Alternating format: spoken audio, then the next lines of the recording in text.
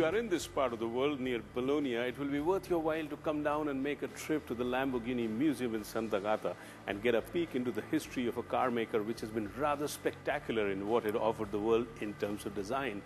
My all-time favorite is, of course, this one, the Miura, born in 1967, designed by Gandini, chassis by Dallara. It's a wonderful piece of work and it's still kept in a pristine condition here in this museum.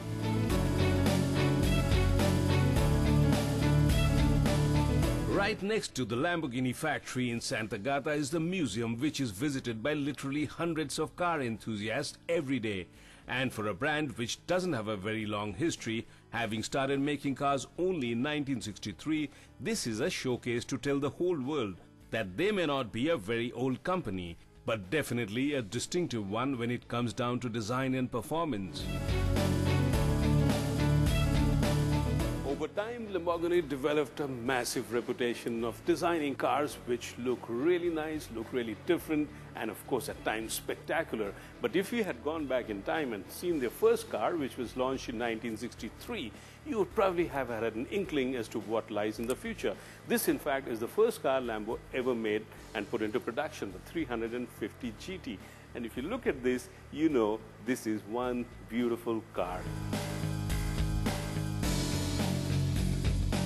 In a short time of 4 years since its first launch, Lamborghini caught the attention of every car lover with the beautiful Miura, a car which still stands as a magnificent benchmark for design and is considered by many to be the best looking car ever built. And it is details like the beautiful eyelashes on the front headlamps which make it so. Lamborghini went on to make a more powerful version of the Miura, the SV400, and it is in this the eyelashes were removed, much to the dismay of many.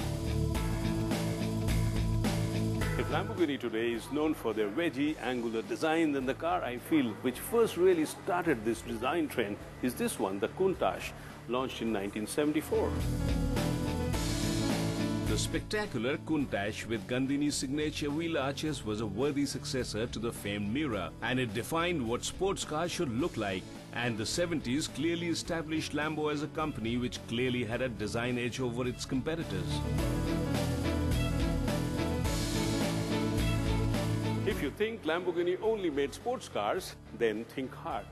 In 1986, they also attempted an SUV, the LM002. Only 300 units were made, powered by a V12 5.2-liter engine.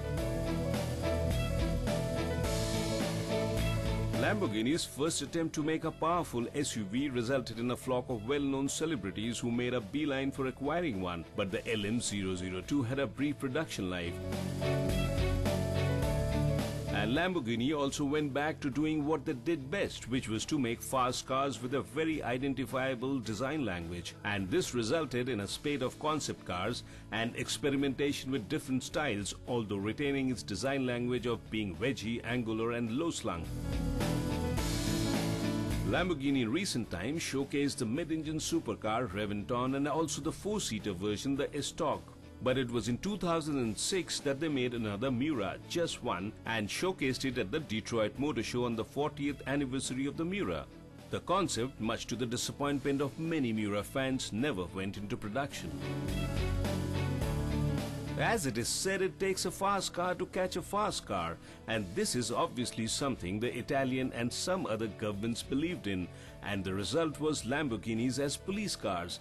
And it was the Aventadors which did duty on many Italian highways to catch the speed buffs. How I wish I were a cop. I had a wonderful time here at the Lamborghini Museum, taking in some of the most beautiful cars ever built, the classic Lamborghinis as well as the concepts. And in fact, you will never get to see the concepts unless you do come here to the museum.